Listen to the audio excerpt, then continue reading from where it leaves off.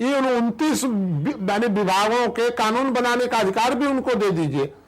तो आपने कह दिया कि स्कूल की देखरेख वो करेंगे, वेतन सरकार देगी स्कूल के बारे में, अगर वो गड़बड़ होगा तो कार्यवाही सरकार करेगी। इतना करने की क्या जरूरत है? उनको अधिकार दीजिए ना। तो ये करें कि नीतियां हम बनाएंगे, कानून हम बनाएंगे, हाँ। और जो ग्राम पंचायत हो उसको क्रियान्वित करें। क्योंकि यदि ग्राम पंचायत को अधिकार दिया जाता है तो वहाँ अफरा तफरी और अराजकता का माहौल बना। हाँ, तो अराजकता का जो वोट देने वाला है वो अराजक है, गांव का आदमी। जो आपको माने बाप अराजक हो गया और बेटा बड़ा भारी 30 मार खाओ। बाप अराजक हो सकता है, बाप अराजक हो सकता है। हाँ, तो बेटा भी अराजक हो सकता है। हाँ, ये कोई ठेका नहीं है। तो 60 साल तक हमने बेटे को देख लिया, अब हमारा कहना है कि बेटा 60 साल हम देख लिए, इस बार हम पावर को डिसेंट्रलाइज कराना चाहते हैं। देखिए, वर्तमान में अव्यवस्था है, भ्रष्टाचार है, आतंकवाद है, सारे पूरे हिंदुस्तान में बढ़ रहा है सन 47 से आज तक। तो कहीं ना कहीं हमको ये विचार करना पड़ेगा कि ड्राइवर की गलती ना हो करके, और हो सकता है कि गाड़ी, लेकिन माना आपकी बात को माना कि चलिए ड्राइवर में गलती हो सकती है, गाड़ी में भी गलती हो सकती है, आपके हिसाब से ज्यादा संभावना है कि गाड़ी में है, इसलिए ड्राइवर को चेंज कर दिया जाए। नहीं, गाड़ी को ठीक कर दिया जाए। इस बात की क्या गारंटी है कि आप गाड़ी चेंज करते हैं इसके बावजूद व्यवस्था ठीक चल पाएगी कि नहीं? तो पता चला कि एक अराजकता की दूसरे अराजकता में आप फंस रहे हैं। तो आप हमको एक बात बताइए कि इस बात की क्या गारंटी है कि जैसा चल रहा है वैसा ही ठीक चलेगा? क्योंकि 60 साल के बाद भी हम नहीं सोचे और 500 साल चल सत्ता सबको थोड़ी थोड़ी दे दी जाए तो फिर परिवार कौन चलाएगा, समाज कौन चलाएगा? परिवार चलाएगा। नहीं, सत्ता तो आप सबको दे रहे हैं। हाँ, तो सत्ता हम सबको दे रहे हैं, मैंने परिवार को भी दे रहे हैं। हर आदमी तो राजनीति करेगा, तो हम परिवार को भी सत्ता दे रहे हैं, परिवार अपना पारिवारिक सत्ता चलाएगा, तो वहां कहां राजनीति? ये बताइए कि एक परिवार को अगर ये माने अधिकार दे दिया जाए कि भाई आप अपने परिवार की व्यवस्था अपनी पारिवारिक व्यवस्था चलाइए, तो अभी भी चलाता ही है। कहाँ चलाता है? आपने तो इस तरह से उसके अंदर में घुस करके और नियम कानून थोप दिए हैं कि परिवार में माने कितने बच्चे पैदा होंगे, सरकार कानून बनाएगी, किस उम्र में शादी होगी, सरकार। मुझे एक बात मुनि जी आज तक समझ में नहीं आया कि चलिए माना कि संसदीय प्रणाली भारत में फेल्योर हुई, ये भी माना कि हमसे बहुत बड़ी चूक हुई कहीं ना कहीं, लेकिन जो इंडिविजुअल का कैरेक्टर फॉर्मेशन है, जो इंडिविजुअल को ठीक होना चाहिए, उसकी भी गारंटी सरकार ही लेगी। इंडिविजुअल की कोई जिम्मेदारी ही नहीं है। नहीं, मैं तो ये कह रहा हूं कि सरकार जिम्मा ही ना ले इंडिविजुअल का। इंडिविजुअल को सरकार चाहती है कि हम कानून से ठीक करेंगे, कानून से चरित्र नहीं बनता है। तो चरित्र बनाने की आप बात बताइए ना, कैसे चरित्र बनेगा? इस 121 करोड़ का चरित्र कैसे बनेगा? सिविक सेंस कैसे आएगा? सड़क पे कब्जा कैसे रुकेगा? हम भी तो कहीं ना कहीं जिम्मेदार होंगे ना। नहीं, तो ये मैं कहता रहा हूँ यही बात कि हम उसके लिए जिम्मेदार होंगे, तो आप हमको जिम्मेदारी दीजिए ना, आप पूरा ठेका लीजिए। आप तो अराजकता की बात कर रहे हैं कि आपको छोड़ दिया जाए, जो मर्जी है सो कीजिए। मैं ये कह रहा हूँ कि लोगों पर सरकार कानून लागू नहीं कर रही है या नहीं कर पा रही है, उन लोगों के या उन समुदायों में आप देखिए जनसंख्या वृद्धि की क्या दर है। एक बात आपको ये बता दूं मैं जानकारी के लिए केवल, कि सरकार जो है वो सरकार जो लोग कानून का ठीक पालन करते हैं, इन लोगों के अंदर तो भय पैदा करके रखी हुई है, और जो अपराधी हैं, चोर डकैत बदमाश आतंकवादी, उनमें सरकार का कोई भय नहीं है, न कानून का भय है, न सरकार का भय है, न न्यायपालिका का भय है। तो क्या ये पार्लियामेंट्री सिस्टम चलेगा कि जो कानून का पालन करने वाला है वो बेचारा सिपाही से डरता रहे क्योंकि कानून का पालन करने वाला है, और जो कानून को हवा में उड़ाता है उसको किसी से, प्रधानमंत्री से भी डर न रहे? इसको पलट दीजिए, और पलटने का उपाय इतना ही है कि केवल थोड़ा सा काम। आपको मालूम है क्या, मैं आपको यह बताता हूं कि हिंदुस्तान में पुलिस और न्यायालय पर कुल बजट का 1% खर्च होता है जी, पुलिस और न्यायालय पर, और शिक्षा पर 6.5%। और ये शिक्षा शास्त्री जितने हैं ना, ये शिक्षा शास्त्री सब कहते हैं बजट बढ़ाओ, सारा बजट बढ़ा दो, भले पुलिस रहे या ना रहे, न्यायालय रहे या ना रहे, न्याय मिले या ना मिले, सुरक्षा रहे चाहे चूल्हे बाह में जाए, इनके शिक्षा का बजट बढ़ना चाहिए।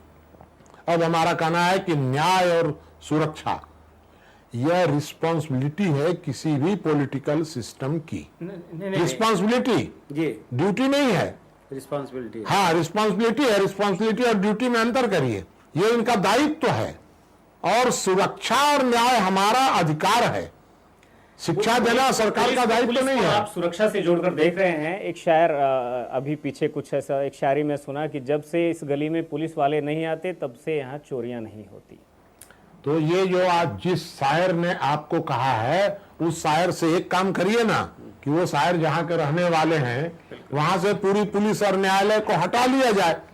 तो क्योंकि भाई अब ये शायर लोगों को कौन इनाम देता है? तो यही लोग नहीं इनाम देते हैं। फर्स्ट प्राइज 1 लाख रुपया, तो ये तो ऐसा कहेंगे ही ना। तो मैं तो नहीं कह रहा हूं क्योंकि ना हमको इनाम लेना है ना हमको मतलब है।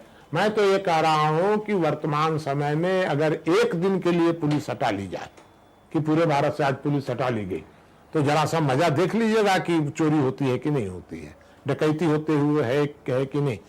अमेरिका में बताते हैं लोग कि एक आध दिन के लिए भी अगर ऐसी स्थिति पैदा हो जाती है कि ब्लैकआउट हो गया, मान लीजिए लाइन चली गई या कोई इस तरह की स्थिति पैदा हो गई कि पुलिस एक दिन के लिए नहीं है, तो तुरंत बढ़ जाता है। तो फिर लोगों को शिक्षित होने दीजिए ना। शिक्षित और सभ्य लोग अगर होंगे तो शायद उस तरह की कंडीशन ही नहीं आएगी। नहीं, मैं आपको उल्टा बता रहा हूं कि जो शिक्षा प्राप्त लोग हैं वे ज्यादा शोषण में लगे हुए हैं, ज्यादा अत्याचार में माहिर हैं उन लोगों का अपेक्षाकृत लोगों का।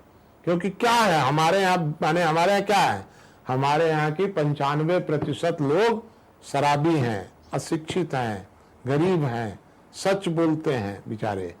सच बोलते हैं जी, 95% लोग। हाँ, 95% लोग सच बोलते इसीलिए हैं। देश की ये स्थिति है। फिर मैं आपको बता रहा हूं कि अशिक्षित लोग, गरीब लोग, शराबी लोग, इस प्रकार के जो लोग हैं अगर उधार लेंगे तो पैसा देंगे, उधार लेकर के बेईमानी नहीं करेंगे। कोई अगर आप वहां पर जाएंगे तो आपको पानी के लिए पूछेंगे, हो सकता है कि अगर थोड़ा सा भी ठीक ठाक हो तो और कुछ भी आपको लोग पूछें। वैसे भी व्यवहारिक होते हैं। नहीं, तो मेरा ये कहना यह है कि वे लोग जो वहां हैं वो अशिक्षित और शराबी हो सकते हैं लेकिन अपराधी नहीं है हमारे यहाँ। और अपराधी कौन है? उन लोगों की लंगोटी पर नजर कौन लगाए हुए हैं? वो लोग जो शिक्षित हैं, बिल्कुल बिल्कुल, जो लोग पूंजीपति हैं, वो उन पर नजर। तो आप कह रहे हैं कि दे दीजिए ना, शिक्षा सब ठीक हो जाएगा। मैं कह रहा हूं कि शिक्षा समाधान नहीं है, चरित्र समाधान है।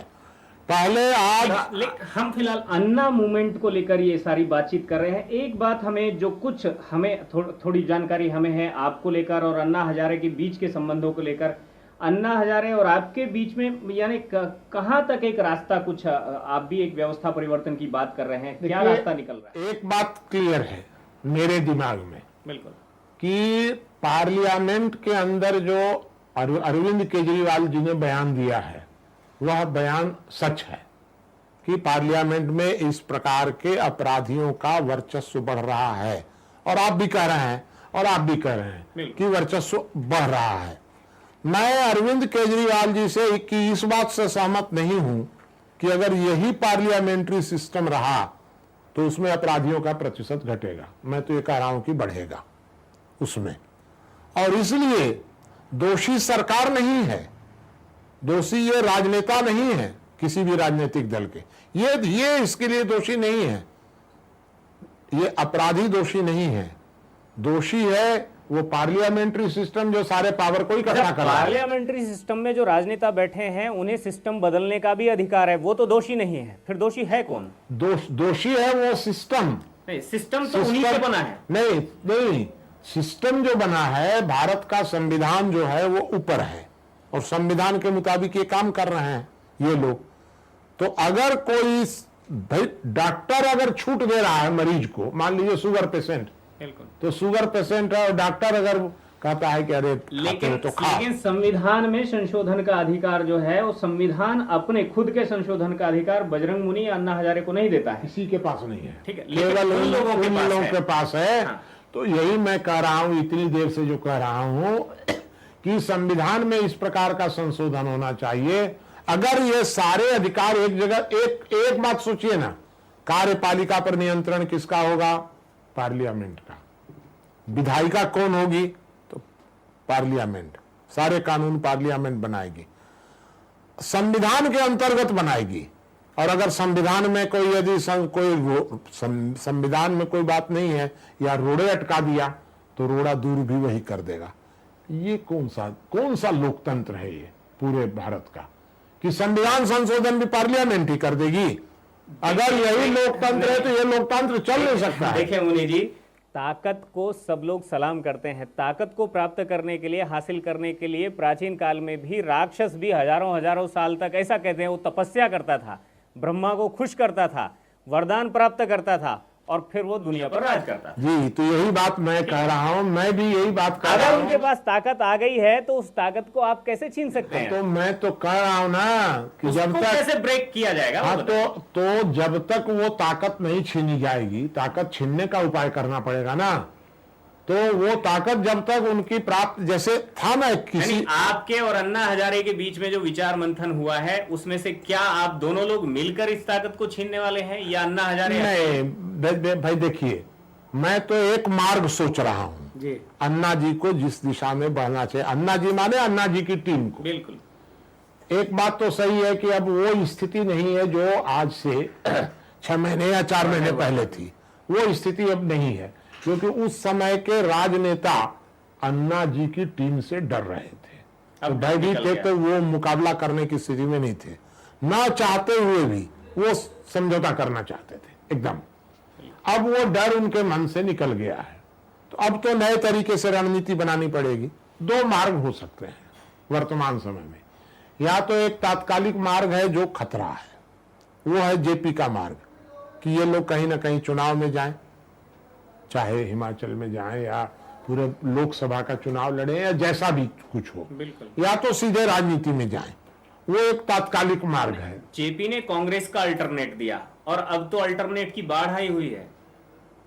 नहीं, जेपी ने कांग्रेस का अल्टरनेट दिया तो उसी प्रकार से इनको भी या तो पॉलिटिकल अल्टरनेट देना पड़ेगा।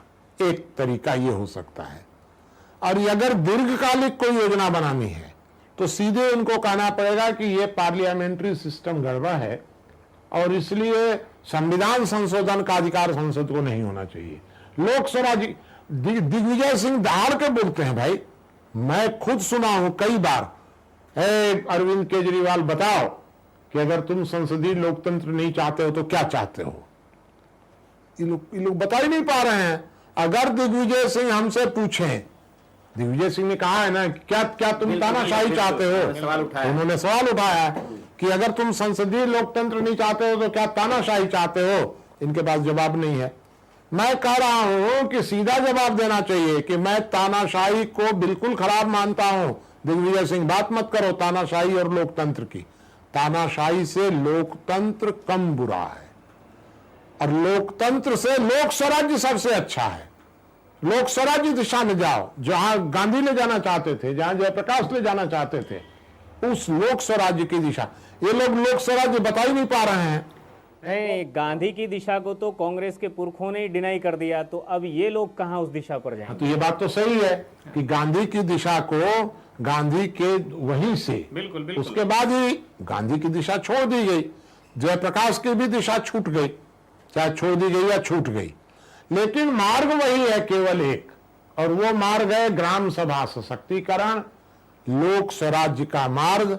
दिग्विजय सिंह बोलते हैं तो इनको ललकार के जवाब देना चाहिए एकदम सीधा कि दिग्विजय सिंह जी, हम तानाशाही के पक्ष में नहीं हैं, हम लोक स्वराज्य के पक्ष में हैं। आप बताओ, क्या आप लोक स्वराज्य के पक्ष में हो कि लोकतंत्र के पक्ष में? हम एक बार जाते जाते जो है एक बजरंग मुनि जी के मुंह से ही ये जानना चाहेंगे कि ये जो ताकत है जो नीचे से ऊपर की ओर जाती है, इसका जाने का जो प्रोसेस है वो क्या होगा? लोक स्वराज्य में क्या प्रोसेस होगा उस ताकत?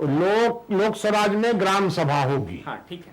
और ग्राम सभा जितने काम अपने, क्योंकि ग्राम सभा तो आइटम नहीं बनाएगी, ग्राम सभा तो ये सारा काम नहीं कर लेगी, ग्राम सभा तो अपने गांव का काम करेगी। तो ग्राम सभा को आंतरिक माने गांव तक सीमित काम जिम्मा दे दीजिए, उसके बाद जितना काम बच गया वो सारा काम आप दे दीजिए जिला सभा को, तो जिला सभा हो जाएगी। जिला सभा को आपने काम दे दिया, जिला सभा से भी ऊपर जितना काम होगा वो आप प्रदेश सभा को दे दीजिए, और प्रदेश सभा से जितना काम बच जाएगा वो आप केंद्र सभा को दे दीजिए, और केंद्र सभा को भी काम देने के बाद 5 काम आप केंद्र सरकार को दे दीजिए। उसमें है वित्त, विदेश, न्याय, सेना, पुलिस, वित्त, विदेश, न्याय, 5 काम आप केंद्र सरकार को दे दीजिए। केंद्र सरकार सफल हो जाएगी 5 काम में, और बाकी सारा आप नीचे दे दीजिए ना।